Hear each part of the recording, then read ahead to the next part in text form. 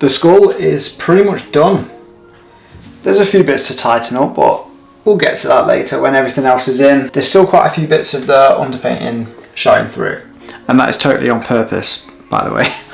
And I might close some of those gaps a little bit more later on, but when this orange starts to disappear, maybe this will look less obvious. So the plan now is to go through, get the butterfly wings in, get that section done, and then the background, and then the abstractions. But we'll get to that. This is the difficult bit now, so I think it's going to slow down a bit. I have to take my time, make sure the wings are really delicate, really sharp. Let's get to it.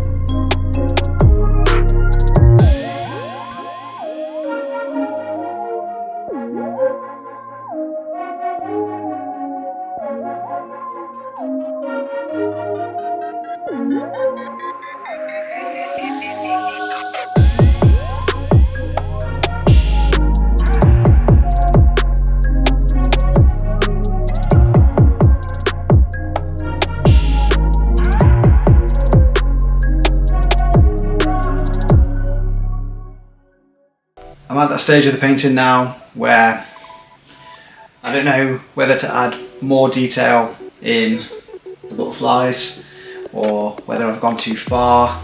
Do I spend another 10 hours refining and refining just for the background to overlap and leak over, because that's my plan. This is my biggest challenge personally with painting, is knowing how far to push the detail. Ultimately, it is a realism based painting. But how much detail is too much? That's always my biggest challenge. How much is too much? So I think in this situation, what I'm going to do, go through, get the background tones in, get the abstractions where the background leaks over the top, and then if I feel it needs more detail, then I can always add. I think the only way to judge these is feel your way through. It's a case by case basis. Painting, you can always plan as much as you want, but ultimately a lot of the decisions are made on the fly. You change your plan. I think if you stay too close to a plan, often the result is never quite what you wanted in the first place. End up slightly disappointed with the result. I think you have to allow for a bit of, freedom of expression if you want to be as cheesy a term as that. But I think realistically that is the truth. So yeah, let's see how it goes.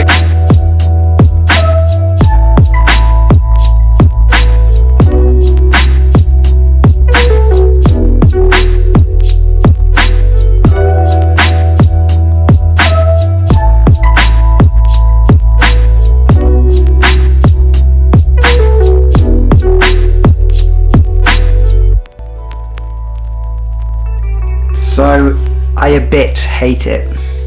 I a lot hate it. It was supposed to be dark, but this is too dark. This is like poo brown. Very rare poo brown works well. Wanted to be a bit more silky, velvety. So I hate the first brush stroke that went on. I thought that's probably not quite right. But sometimes you need to see it in a bigger area. Oh well, that's how it goes. We've got to remix the colour and then go again.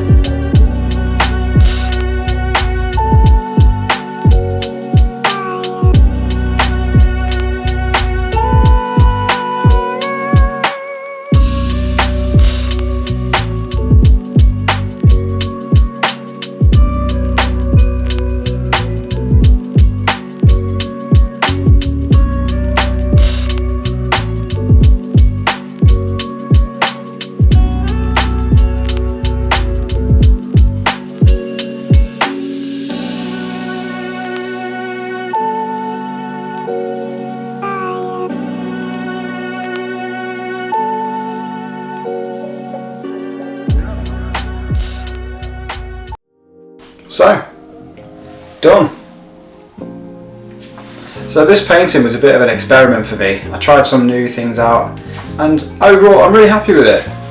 The background colour was way more intense and bright than I normally use.